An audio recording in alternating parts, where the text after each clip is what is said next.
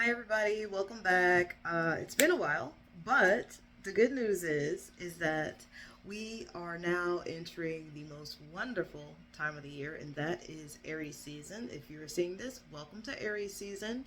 Uh, Aries season is starting on March 20th this year, and we have a lot to talk about in the sky. So it's going to be in a very, very exciting time, especially if you're an Aries like myself.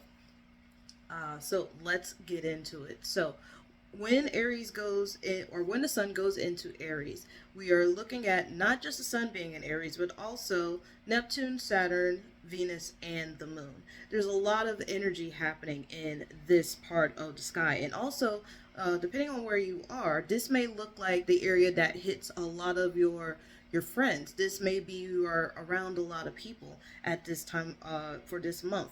You could be around a lot of people, and you can also have a lot of energy, especially when it comes to friends, it comes to things that you are working towards, any big hopes and dreams you may have.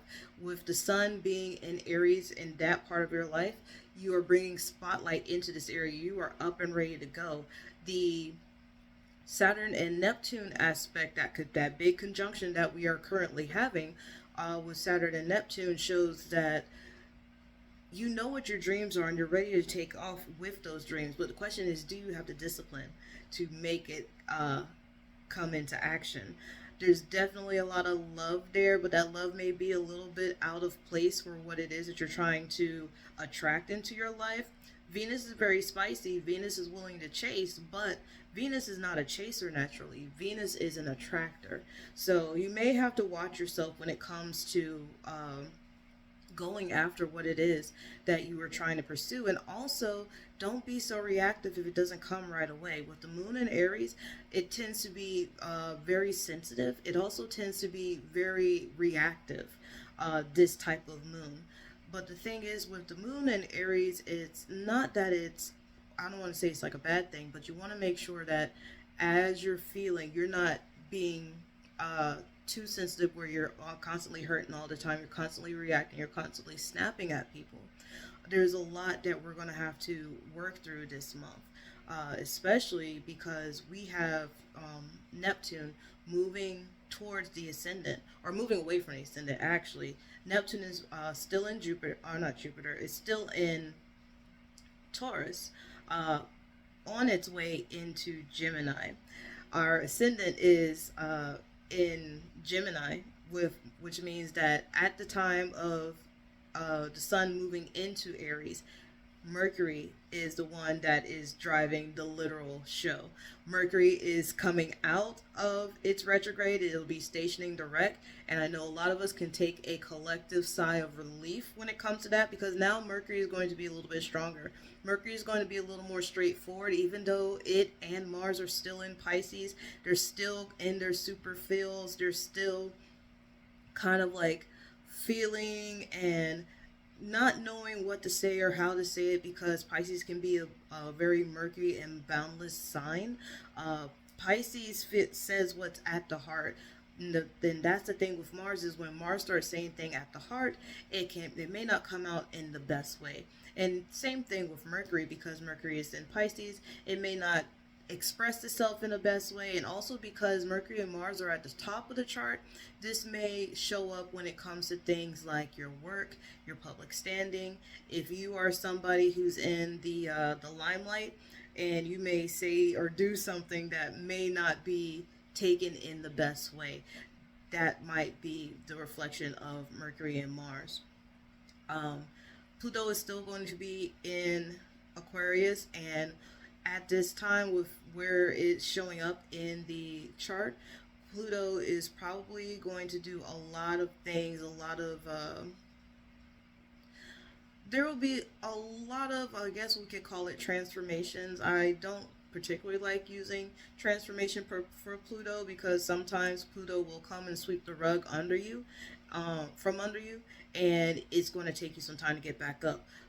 Pluto is kind of that, if you're familiar with tarot, is the tower card, where it knocks these systems down, and it knocks them down hard, and it takes some time to rebuild them. And when it comes to distant lands, when it comes to how we believe in ourselves and we believe in others, we are taking a very big hit right now with that Pluto hanging out in Aquarius in the part of the sky that is sitting in. What else? We also have Jupiter, which is in Cancer, which is still good. We like Jupiter being in Cancer because Jupiter is exalted in Cancer.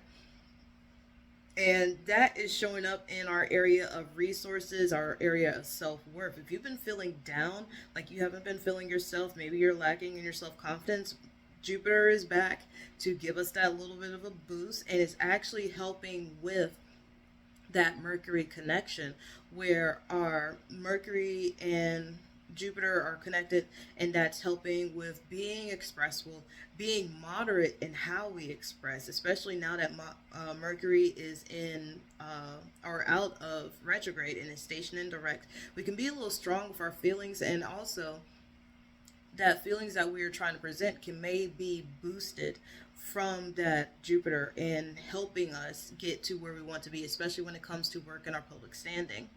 Some issues we may have is could be with our Sun and Jupiter. Unfortunately, that's going to be a little bit of a challenge trying to pursue what it is that you want to do, especially because the Sun is also exalted in Aries.